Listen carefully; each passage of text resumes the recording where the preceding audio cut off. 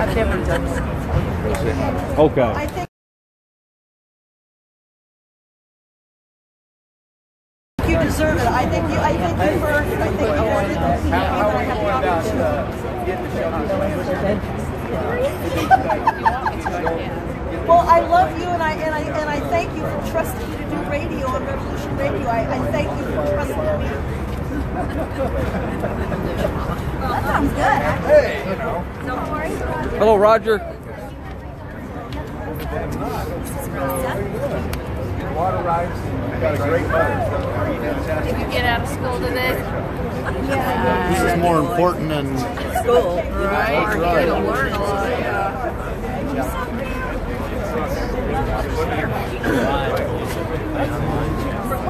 I had to, yeah, if I was going to come. He was all about the same time. This is Cliven. Oh. Larry Clayman, he's one of the attorneys. Hello, Cliven. Good to see you.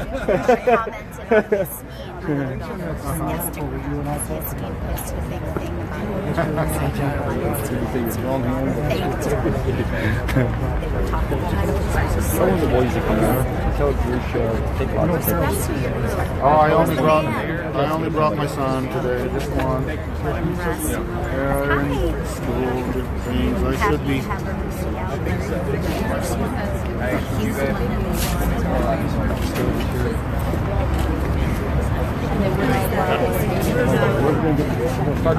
Don't worry about it.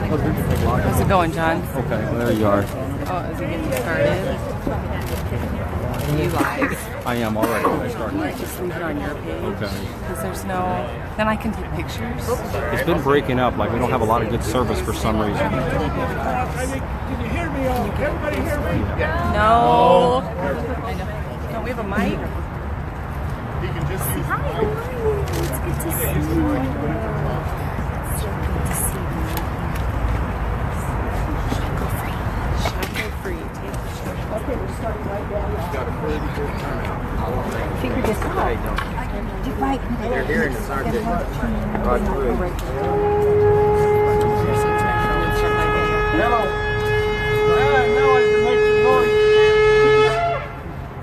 I want to thank you for coming this morning. And, you know, I guess in order to wish you, thank you, appreciate a new year.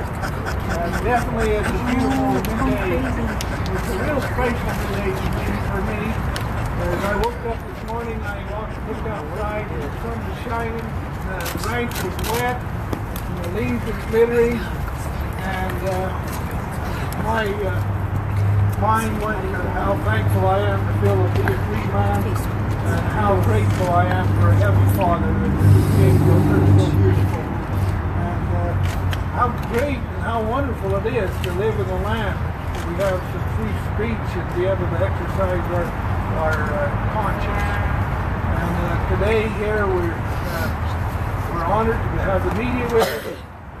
We recognize your First Amendment rights, and we recognize that we all have First Amendment rights. This is one of the things that for some reason the federal government thought they could take away from we the people. Put us in a big pen of red fence and give us two little areas out on the western lands that we can exercise our free speech. That didn't really work out too well, and I thank the American people, thank the media for being here, and recognize that we do have a great land, and we do have the First Amendment, and we do have free speech, and we have a free, to be able to exercise free agency within the press, that they can express their people's feelings. No, this land is a land that's free. We can exercise and do good or bad. We can go right or wrong. We have a constitution that gives us every opportunity. Let me talk about our constitution just a little bit. We have spilled much blood to the founding fathers, those that fought with them, those that fought since many generations, Middle East wars, world wars, and those that have fought on this land. have spent their blood and effort, their sweat, their tears. My grandfathers and their wives, their children, came into this country in wagons and outlaws.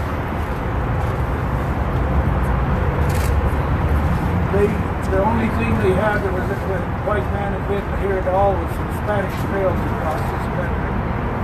That was all. My family, Northern family, and they helped carve the roads that we have today.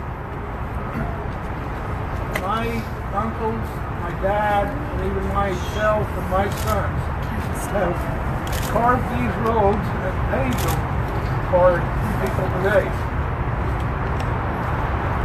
We have raised you beef. We've raised you melons. We've raised hay and grain and fed the milk cows that you and your children have drunk today with hay. And we have done that as pioneers in this western land.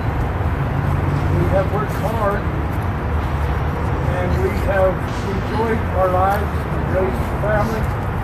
Not just family, we've raised family of good people. People with honor, with work ethic. People that would pledge through our flag and bow to our Heavenly Father.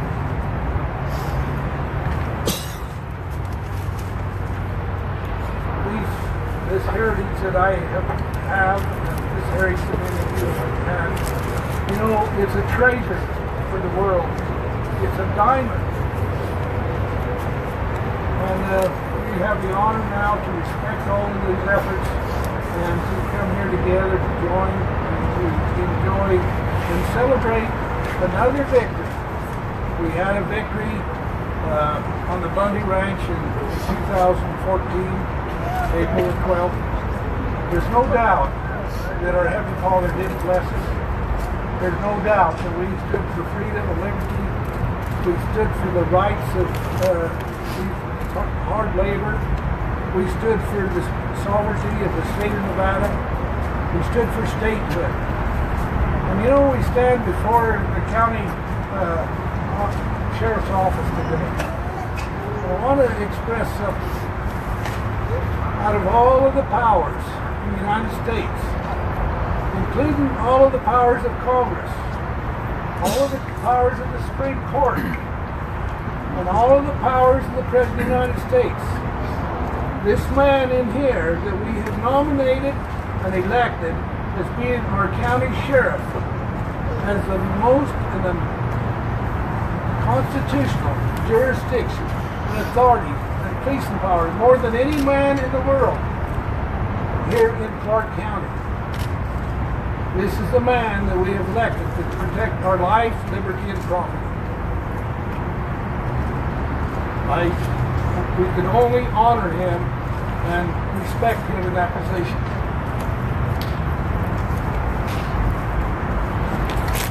And you know, the last couple of days, I've actually called this man a liar. And this morning I tried to invite myself to come and speak with him in private to decide what we're going to do on Bundy Ranch, what we're going to do in Clark County. Is this man going to stand up and protect our life, liberty, and property? Is this man going to stand up and recognize that he is our authority, that we paid him to be our authority, we have chosen to be our authority? Or is he going to be the policeman and authority and be dictated by the federal government, a foreign government to this county? That is the question that we bring before this office today. The Sheriff Lombardo, are you going to represent we the people, or are you going to represent a federal bureaucracy? One that had brought around 200 armed guns and stuck them down our throats 4 years ago. And you impeded and participated and tried to trap. Is that what you're going to do tomorrow as sheriff? Is that what you're going to do out on Bundy Ranch? Is come and try to impede, entrap, in prison? I spent 700 days in prison as an innocent man and never did get through a trial. I want to tell the sheriff here today that he's darn lucky that Judge Navarro dismissed that action in that court. We're darn lucky that didn't go on for a couple more days, because he would have been exposed. And many others have been exposed. Now I want to say something good again about him. I want to ask him to be our sheriff. I want to ask him to come forward and act like he really is representing the people of Clark County. I want to ask him to be a constitutional sheriff with more power than the President of the United States here in Clark County, with the only policing power. And the only thing I can say is we ask and hope that he takes that position serious. And if he don't, I guess we will replace him one way or the other. Yeah. Amen. I want to ask her just one or two questions and give me a little direction where you want to. Media, ask me a question. Yeah, I got a question. I'd like to start with it. With this trial being dismissed, even with prejudice, and then not being able to retry you, it didn't bring me any closure to the issue that brought this whole matter to a head anyways. And you've been dealing for this for near 20 years, so we don't have closure here, or there's no settlement, and that brings peace. Peace is by settlement, and that's what the law is. That's true. We really what we've done is we claim we've won 2 rounds of this war, if we want to call it a war. But what really happens when Judge Navarro basically creates a mistrial is what really happens here is it sets us back 4 years. You know, the court order is still in place. Our sheriff is still in the same place he is. Our county commissioner is in the same place. Our highway patrol is in the same place. Our governor's in the same place. The district attorney. What about the brand inspector? He's in the same place. I mean, I'm still running the ranch. I'm still trying to raise cattle. I'm still trying to sell cattle on the market. They have court orders still out there. Not only that, they created an old Butte monument put it right on top of my ranch. I mean, you know, what do I go home to today? I get out of prison, no guilty sign on me, but I go home, and when I step out of my front yard, I'm breaking some kind of federal law, some federal rule.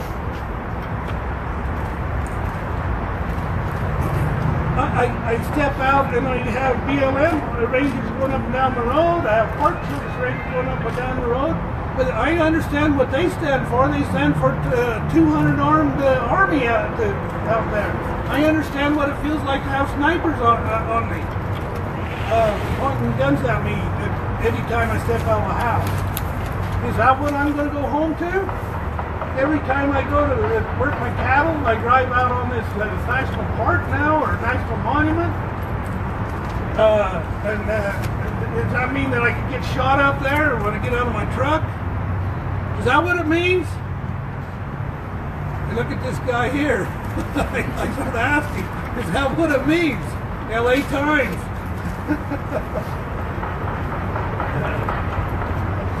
Let's talk about my enemies just a little bit, if I have any enemies. I'm having trouble just taking this on this button. You know, I look at this world as I don't have any enemies. I love everybody.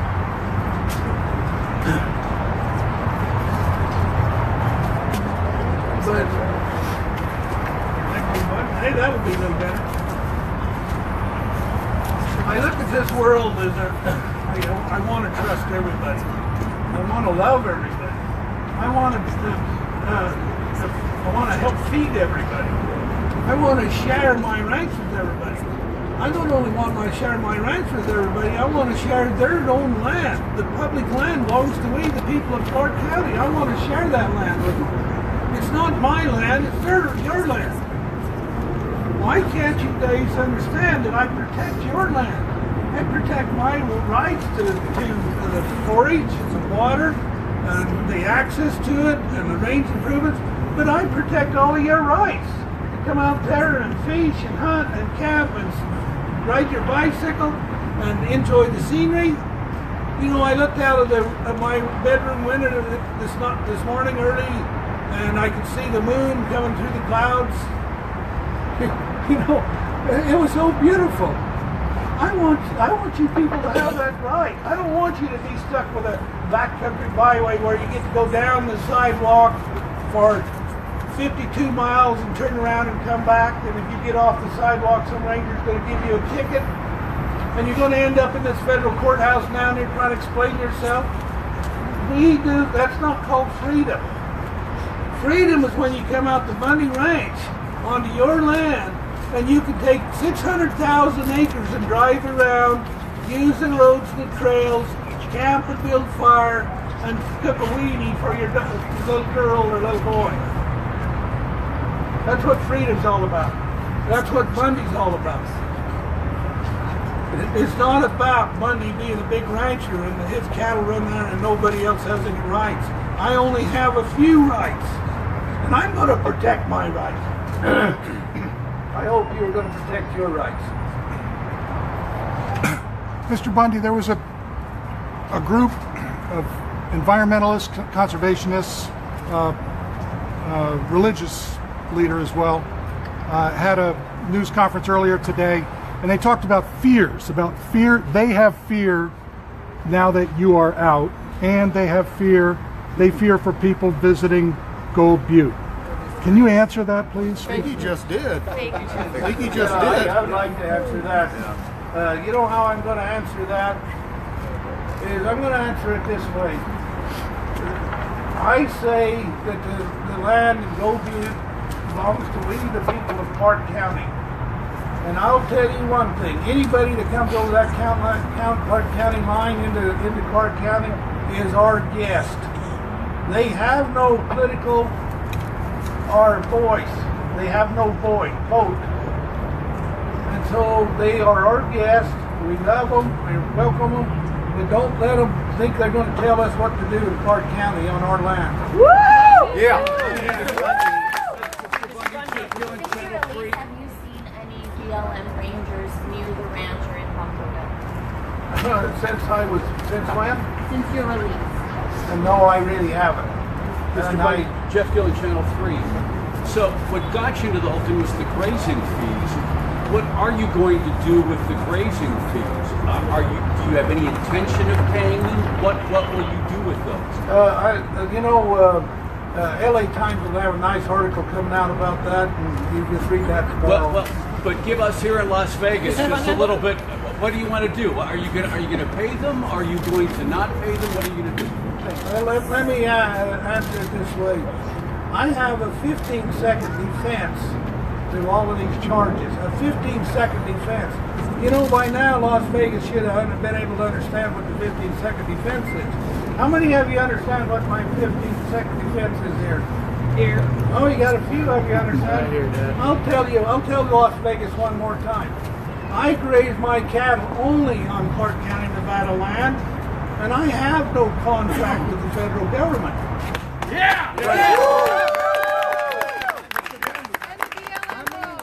How many reporters do you think understand the Constitution need understanding of? Oh, I'm sure all of these reporters understand the Constitution.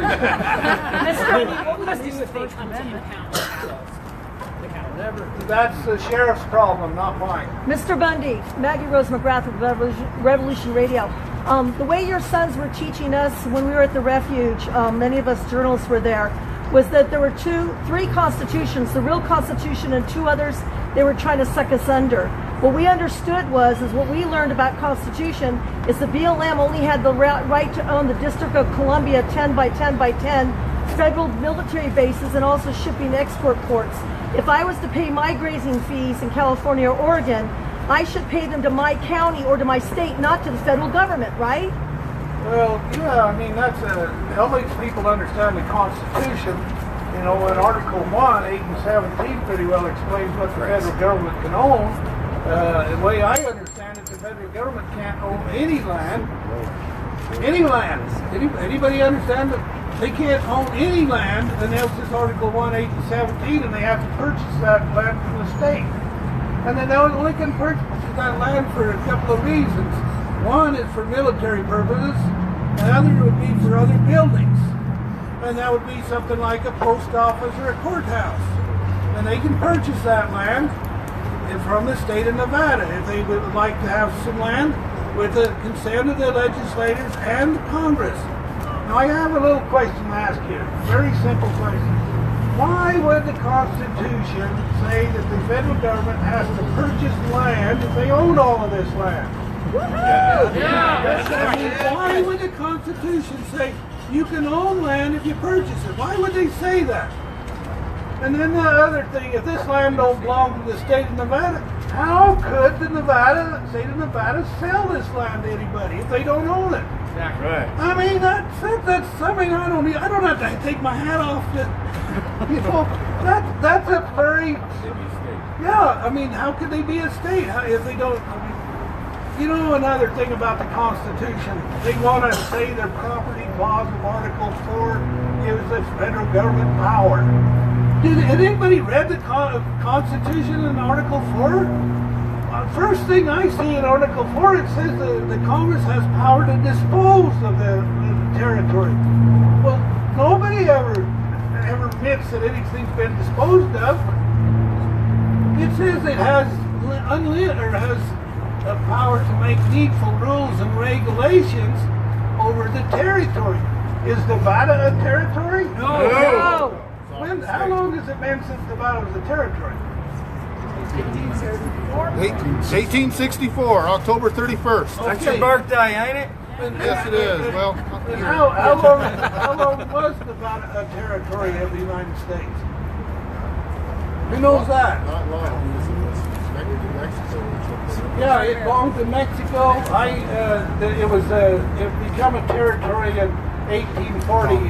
1861. Treaty of Well, 1848 was the Treaty of Guadalupe Hidalgo, but I don't know when the actual territory of Nevada was formed. It was 61. 1861 it became a territory, and then in 1864 it became a state. Now, when this was a territory, of the state of Nevada, the Congress had basically unlimited power to make all rules and regulations. But they disposed of that power. And when they disposed of that power, they lost all of that power. What power did it remain? No power, unless it was under Article 1, 8, and 17 power that they had bought some land. Congress lost all of their legislative power, judicial power. All of it. Are you going to be suing the federal government for your civil rights being violated in this case? You know, So we the people pay the bill? let me tell you something. I have to make a big decision here. Either I'm going to have to forgive and forget all of those aiders and betters, or I'm going to have to hold them accountable. Mr. Bundy, have you thought about personally going after these criminals legally for their personal position rather than the government? Going after them on a personal aspect, meaning they conspired to perpetuate theft of your land and they no longer have immunity. Should you consider going after their personal assets? Well, you know, there's a lot of consideration. And let me talk to you a little bit about who would Bundy be mad at? Let's ask this question. Who would Bundy be mad at? Sheriff. Harry Reid. Okay. Sheriff. Harry Reid. County Commissioner. Rory Reid. Roy Reid. Rory Navarro. Obama. Ryan Rutledge. The county commissioner. Let me tell you who Bundy would be mad at right off the bat. You know, I would be mad at my Nevada State Ground Inspector. Does that surprise anybody? what did I pay my Nevada State Brand Inspector just like I pay the sheriff in here, but I pay him even more directly. Every time he comes and inspects an animal out of my ranch, I pay the Nevada State Brand Inspector. Why do I pay the Brand Inspector? What is his job to do? What's he supposed to do? Protect your assets. He's supposed to protect my cattle. He aids and abets with the federal government to come and steal my cattle. What's the word that the Brand Inspector would have to say to stop all of these problems that we're having today? One word, what would he say? No. No. The Brand Inspector would have said no. That's all. Now, the county sheriff has policing power over Clark County. What would the county sheriff should have said or could have said to stop all of this? Get out. No. No, he just have to say no. What would the county commissioner have to say? No. What would the governor of the state of Nevada have to say? No. But no, what did they do? They aided and abetted with the federal government to steal my cattle and imprisoned Bundy for 2 years, 700 days. Now I either got to forgive these people or I've got to hold them accountable. What are you going to do? What are you going to do? You can do both. Can you do both? You can do both. You know, I'm not sure. I'm considering my options. What would holding the sheriff accountable mean? Well, it would mean that tomorrow when I get up in the morning, that I know that the county sheriff would be out there to protect me, my life, liberty, and property. It would mean that when I went to work on my ranch, say dig a post hole to put a post in, or to clean a pond out, the water line, or to catch a cow, whatever, that I wouldn't need to be afraid that I had an army of violent people that's going to try to shoot me. It would mean that the sheriff is doing his job. It would mean when I call the Brand Inspector to inspect my cow, he would come and inspect and make sure that cow was mine before I was able to sell it or move it. And it would mean that I wouldn't have to worry about him inspecting my cow out to the federal government. That would be what the solution here would be. But if you feel like he's not doing his job, what are you saying? I'm not saying I just won't do anything. I said I haven't made their mind up whether it's going to do. I would just hope that the sheriff would act like he was a sheriff of Clark County. Mr. Bundy, what do you do, Mr. Bundy, if the federal government moves against you again? What will we see? Another standoff? What can't wait, can you? Yes. Who are you? Can't wait. Who are you? Whatever it takes. Well, listen, We'll go back again. I guess it would be whatever it takes, but you know what? The first thing it would take, a call to the county sheriff to come and protect me. And then if the county sheriff did come to protect me, I guess we would sort of go through the same scenario that we've been through. What do you say to your fellow ranchers out there, Mr. Bundy, who are paying The last one. There is Keep none. up with the story. There's another county. to other ranchers who aren't paying grazing fees? What do you say to them? They're running them off. I'm saying that you're. I'm saying they're wasting their money and they're paying it to the wrong government. Mr. Bundy, were you able to speak with Sheriff Lombardo or meet with him, or what happened with your attempt to meet with him? Well, it was pretty generic, I guess. He didn't talk to me.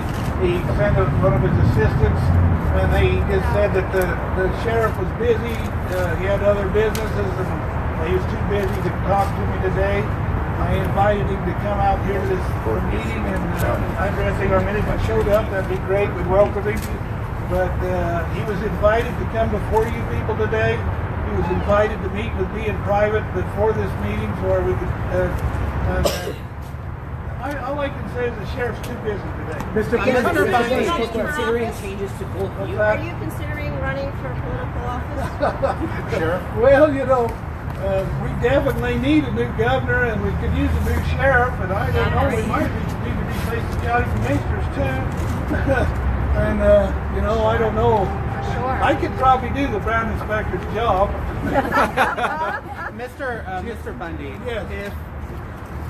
if the Clark County Sheriff's Department continues with their current stance, if the state of Nevada But what is our current if stance? the state of Nevada continues to recognize this land as federal public land, are you saying that there is another chance of another armed standoff happening in the region? Can I say it was the feds that did the standoff? They come barked away. It wasn't the Americans that come out there by the thousands, let me add. By the thousands that came to stand in the gap. Yeah, let me correct you on one thing. It wasn't a standoff. This standoff is a media thing. That's right. Where was the standoff? It was a peaceful protest. It was a protest, and who was we protesting? The lack of due process. Protesting the county sheriff. There were guns being pointed. Yeah, by all the federal authorities. Federal Army. They were pointing guns at us. We went through a court and we found out there was nobody pointing the guns at it. And you bring it up, their guns pointing at it. Well, yeah, they were guns. I'm saying there was 200 guns pointing at the people. Who had the kill book? Guns pointing at them. Dan Love had the kill book. Dan Love of the BLM. They threatened we the people's lives. And the county sheriff should have made sure that didn't happen. They beat up my sister. They tased my sons. They killed my cattle. They threw my sister to the ground. They buried the cattle in the high desert where they think we wouldn't find them. Show up there to ask. Remember the kill list. By Dan Love, BLM. But remember, my son, I want to tell you a little story about my son Dave. My son Dave has been my partner ever since we were little baby. He's like a little bear. He wanted to hang on. I took him with me. He rode on that horse with me. He rode on the tractor with me. He would climb on the back of my horse when he was 2 or 3 years old, and I'd put him in the boot carrier, fingers in my belt suits, and he would hang on, and I'd take the little boy off, and his little fingers, the skin on his fingers would come off, because he hung on so hard while I was trying to work cattle. He would always get back on that horse and ride with me. My son, the day of, I don't know about the 6th of April 6th, 2014, my son had a job. He was going to Boulder City, I believe, or Laughlin. He had a job that he was going to be an airline pilot and fly the sea tours up the Colorado River. It was a new job for him. He was excited to be able to take that job. And he was on his way from his home up in Utah to go to Laughlin. He knew it was his mother's birthday. He stopped in somewhere, St. George or somewhere, and brought a card and a bouquet of flowers. And when he come down I-15, he pulled into the ranch and he gave his mother the flowers and the card. And they said, well, you know, the BLM is out there gathering Dad's cattle. And so he rode up the road about 4 or 5 miles to sort of see what was going on. He stopped along the road, got his iPod out. There was some convoy of BLM people bringing cattle off the mountain. And the BLM and the Highway Patrol, they see Myers, and they come and attacked him, and they beat his face into the gravel. There's the documents of it that put their feet on his head and pushed him in the gravel, and when they come up, he had rocks stuck in his face. They put handcuffs on him and put him in their vehicle and took him over to the compound where they'd been collecting my cattle, which is probably about 6-7 miles away from where he's at. And they displayed him like they just shot a nice big buck deer. They was showing him off, their trophy. Got a Bundy.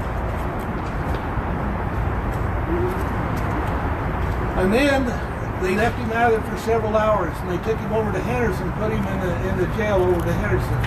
The next morning, they picked him up and brought him to the courthouse here in Las Vegas. And my son told me, he said, Dad, he said, I thought my life was over.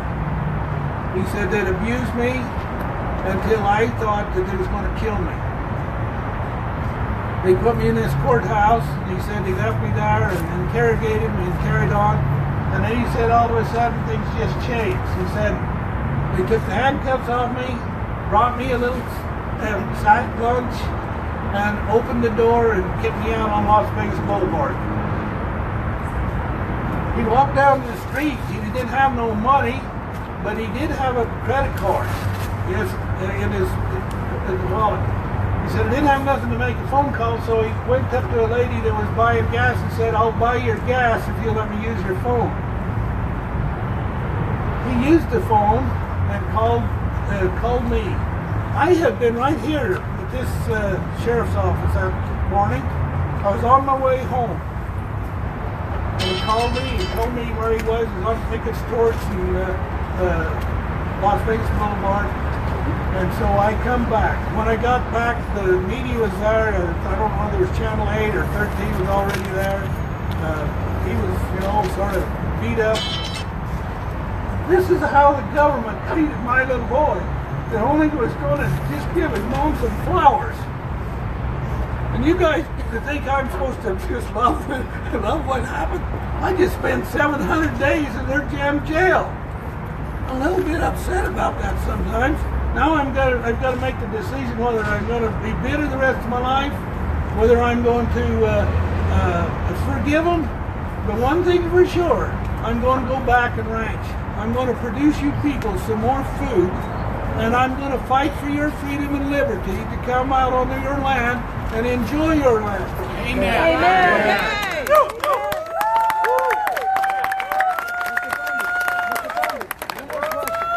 How many people here in the media understand that in 2002, Gloria Navarro with her husband Brian Rutledge conspired with Harry Reid and Rory Reid behind the Gold Butte National Monument in Clark County?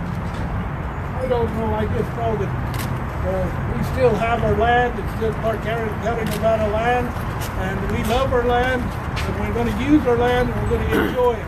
Let me make one little more point here. I ranch on the east side of Lake Mead. There's approximately about 110 miles of where the straight airplane shoreline is. But there's over 400 miles of shoreline that should be being enjoyed by we the people. You know how much of that shoreline that you have access to today? How much do you think you have out of the 400? A mile? 400 miles. A mile? You do not have 1 mile. You can't even get to it unless you walk to it to have 1 foot. Now you can ride your boat across there. But let me tell you something. I ranch along that lake. That lake used to have lots of boats. It used to have lots of houseboats. It used to have skiers. They used to have campers along the bank. They used to have bonfires, and they used to fish at night. There was beautiful beaches there, sandy beaches that they picnicked and enjoyed swimming and whatever. And what happens now? I spend days I've been in jail for 2 years, but I spent days along that lake. And I would see maybe 2 little boats out on that lake, probably some older people fishing, just 2 little boats, no campers, no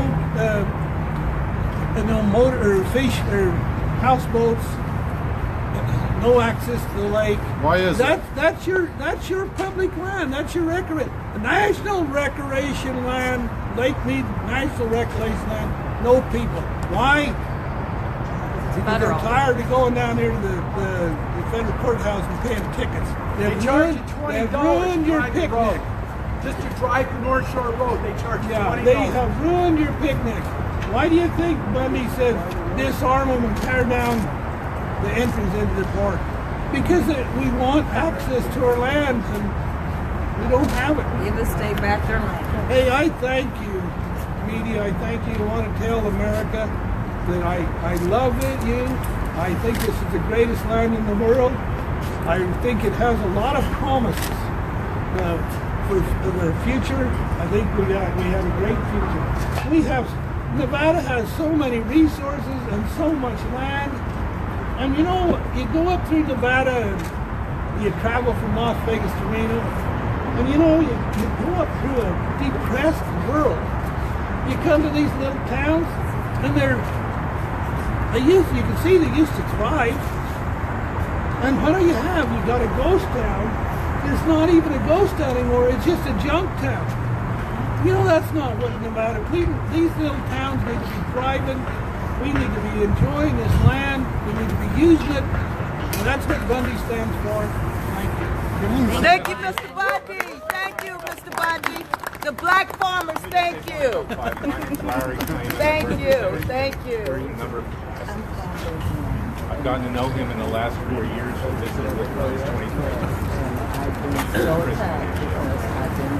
This is one of the finest people, if not the finest person I've met. And his family is the same way. I've grown to love these people. They're here for you. They're here for the people of Clark County, the United States. You have to thank him for what he's done. Thank you, Larry. Thank you, Larry. God bless you, Larry. The United States government is attacking us in all areas. So How do we go see the sheriff? He won't let us. Did you hear? Freddie, did you hear? Yeah. Well, hello, everyone. We just got finished with Cliven Bundy's press conference, his speech here, telling us why he was here, why he stood out there at the when he did back there in 2014, and why he doesn't owe the grazing fees to the federal grazing fees to the federal government, the Bureau of Land Management. The sheriff refused to come out and talk to him. He was too busy today, so the sheriff was not available, and refused to come out here and talk to him. We had quite a few people out here. There's close to 100 people, a lot of media, and a lot of supporters that came out. Today it's not raining. Yesterday it was pouring down rain, so we ended up postponing the outside event yesterday till today. So, love you, Ricky Loveland. I see quite a few people on here. Kaylee Willis, Daryl Wayne. Thanks for joining us, and we're going to be heading back to Montana sometime today and wrapping it up down here for this time. We'll keep you posted as much as we can, because we don't know what the outcome of this next trial, if we're even going to have one yet. We're praying that we don't, for Joe O'Shaughnessy, Jason Woods, Dave Bundy, and Mel Bundy. So keep us all in your prayers. We got a lot of work ahead of us yet. This isn't over. We've got other cases around the country. We still got baby homes that them people need help. That family hasn't had their baby in over a year, almost a year and a half now. And so there's all kinds of work for us. I'm not stopping. I'll be continuing this, trying to expose this corruption and be the voice for the people who cannot speak up. Again, keep us in your prayers. Yeah, free Todd Engel for sure. Greg Burleson, the Hammonds. There's so much injustice that's been done that that we cannot give up at this point. We got to keep fighting for these guys. We got Jason Patrick sitting in prison, waiting on sentencing yet. We got Ryan Payne that's going back to prison. He has to turn himself in over in Portland to the federal marshals. He's going to go back into custody because of Judge Brown being mad at him. We've got John Richheimer. He's got to turn himself in 2 days to start serving his prison sentence. All these men, all these good people need your support. And Jerry DeLumas, again, thanks, Mark. So many names, I forget people sometimes on here trying to come up with them all, but there are a lot of names that of people that need your support and prayers, your letters. Send letters to these people. Go to these pages that people have set up. I'll try to do that again the next couple of days, give you addresses, ways to support these families. We also went over and seen the doctor, Dr. Henry Westenler this morning, and Dwayne Emmer, I thank you there. Dwayne Emmer's riding his horse to prison. He needs all the support he can get. There's just so many people. Daryl Thorne. But we went over and seen the doctor this morning. I had my daughter, I'll have her step over here a minute. My daughter and I got to see and the family went over and seen Henry and had a good chat with him. You want to talk and tell you a little bit about what you talked with him about? We just asked him some questions about how he was released and all that kind of stuff. They did an appeal, and it's usually just take a couple of years, but because of his age and health, he actually noticed it this time, so they let him out early until the appeal was